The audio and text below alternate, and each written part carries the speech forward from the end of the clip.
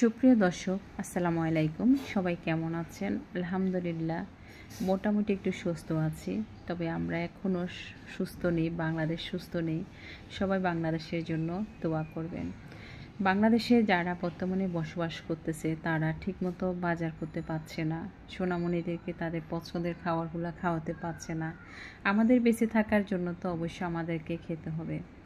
আমাদের বাংলাদেশ ছাত্রদের নৈতিক অধিকার আদায়ের জন্য আন্দোলন করতে গিয়ে কী হতে কী হয়ে গেল। যাই হোক, আল্লাহ বাংলাদেশটাকে সুস্থ রাখুক। আমরা নতুন সুন্দর একটা বাংলাদেশ চাই। তো এখানে আজকে আমি যে সবজিগুলো নিয়ে নিলাম, একটা বেগুন নিয়ে নিয়েছি, একটু মিষ্টি কুমড়া নিয়ে নিয়েছি, একটু টমেটো কুচি নিয়ে নিয়েছি, একটু আলু কুচি নিয়ে নিয়েছি, ডাল নিয়ে নিয়েছি, আর পেঁয়াজ রসুন। তো প্রত্যেকটা জিনিসেরই দাম এখানে আমরা যখন এই বাংলাদেশের সমস্যাটা সৃষ্টি হয়ে গিয়েছে তখন থেকে প্রত্যেকটা সবজি আপনার ১৭ উপরে চলে গিয়েছে। তো এখন আমি সবগুলো সবজিকে একসাথে মিক্স করে নিয়েছি। প্রিয় দর্শক, ভিডিওটি কি কোথায় থেকে দেখেছেন অবশ্যই মন্তব্য করে জানিয়ে দিবেন। বাংলাদেশের জন্য দোয়া করবেন। আর যারা আমার চ্যানেলটিকে সাবস্ক্রাইব করেছেন তাদেরকে অসংখ্য ধন্যবাদ। যারা আমার ফেসবুক পেজ থেকে দেখেছেন তাদেরকে অসংখ্য ধন্যবাদ। যারা এখন আমার ফেসবুক পেজটাকে ফলো করেনি, প্লিজ ডিসক্রিপশন বক্সে লিঙ্ক দিয়ে দেবো, আমার ফেসবুক পেজটাকে ফলো করে দেবেন। অনেক আপুদের কমেন্টস ছিল ভিডিও ছাড়তেছি না আমার অন্য আদার্স ভিডিওতে। আসলে ভিডিও ছাড়া সে মানসিকতাটুকু ছিল না, ভয়ে ছিলাম। তারপর দ্বিতীয়ত ভিডিও ছাড়েনি, ইচ্ছে করে ছাড়েনি, নেট ছিল না। তারপর হচ্ছে যে অনেক ছাত্রের উপর দিয়ে অনেক কিছু বয়ে গেছে, অনেকে মা হারিয়েছে, অনেকে বাবা, অনেকে সন্তান।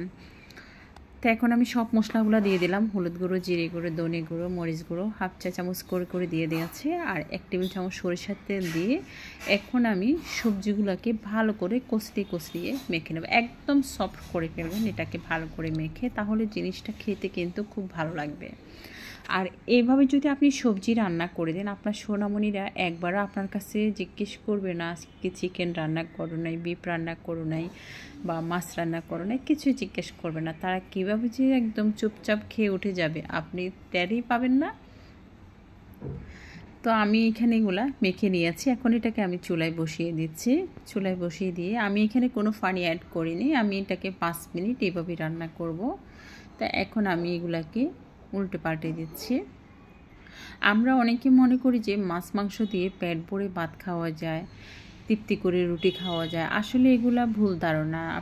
আপনি দেখবেন মাঝে মধ্যে আপনি অন্য স্টাইলে রান্না করেন, একটু আলু ডাল দিয়ে বিভিন্ন সবজি দিয়ে, কিন্তু খাওয়ার তৃপ্তিটা হবে জাস্ট অসাধারণ।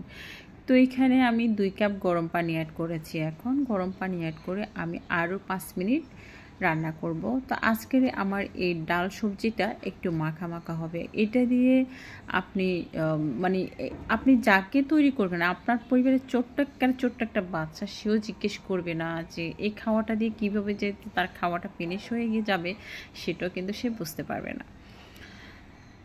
তো এখন আমি এগুলাকে ভালো করে রান্না করেছি। রান্না করার পরে টোটাল 10 মিনিট সময় নিয়েছি। তারপর এখন আমার কাছে সব সময় এরকম ডাল দিয়ে যদি সবজি রান্না করে একটু বাগার দিতে হয়। তো এখন একটু তেল দিয়ে দিলাম, সামান্য একটু আস্তা জিরে দিয়ে দিয়েছি, একটু রসুন কুচি দিয়ে দিয়েছি, একটু পেঁয়াজ কুচি দিয়ে দেব।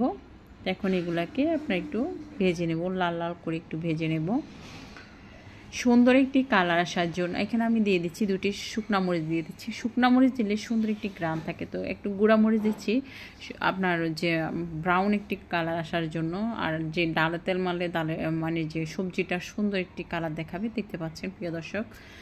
তো আমি এটাকে তেল মেরে দিয়ে দিলাম, যেটাকে বাগার বলা হয়। তো এখন আমি এটাকে আরও 1 মিনিট একটু রান্না করব। রান্না করার পরে এখন এখানে আমি দিয়ে দিব ধনিয়া পাতা কুচিয়ে দিয়ে দিব। তো এরকম সবজি তৈরি করে আপনি ভাত, রুটি, আপনার পছন্দ যে কোনো কিছু খেতে পারেন। আমি তো সবসময়ই আপনার যে সকালবেলাও কিন্তু আপনি রুটির জন্য এই জিনিসটা তৈরি করতে পারেন, দুপুরের জন্য তৈরি করতে পারেন, রাতের জন্য তৈরি করতে পারেন। তো আমার বাচ্চারা কিন্তু খুব পছন্দ করে, আমার কাছে খুব ভালো লাগে। আমার বাচ্চাদেরকে যেভাবে সবজি রান্না করে দিচ্ছি, আমার বাচ্চাদেরকে আলহামদুলিল্লাহ আমি সব কিছু খাওয়ানোর অভ্যাস করেছি।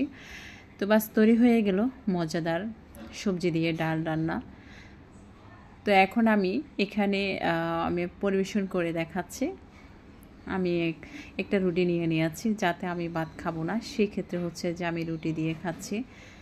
তো এইভাবে আপনি আপনার পছন্দের রুটি এবং পরোটা ভাত যেটা খান তৃপ্তি করে খেতে পারবেন আশা করি। আমি আপনাদেরকে বোঝাতে পেরেছি বা আপনারাও বুঝেছেন। তৈরি করতে পারেন একবার। যদি ভিডিওটি ভালো লেগে থাকে আমার চ্যানেলটিকে সাবস্ক্রাইব করবেন, কমেন্টস করে অবশ্যই জানাবেন কেমন হলো। ধন্যবাদ সবাইকে। আমাদের জন্য দোয়া করবেন, বাংলাদেশের জন্য।